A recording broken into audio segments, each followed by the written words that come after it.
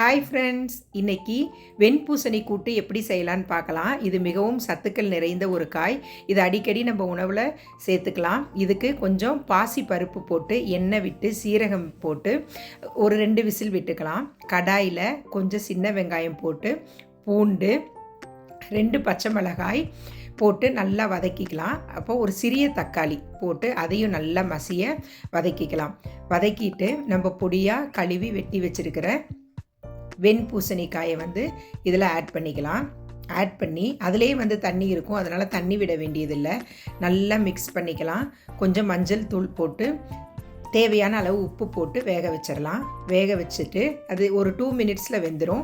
அதுக்கப்புறம் நம்ம வேக வச்ச பருப்பு எடுத்து இதில் போட்டு நல்லா மிக்ஸ் பண்ணிவிட்டு தேங்காய் சீரகம் போட்டு நல்லா அதை பொடி பண்ணி அதை இந்த காயில் மிக்ஸ் பண்ணிக்கலாம். தாளிப்புக்கு கடுகு கருவேப்பிலை வரமிளகாய் போட்டு தாளிச்சிட்டு மல்லி இலை போட்டு இறக்கிடலாம்.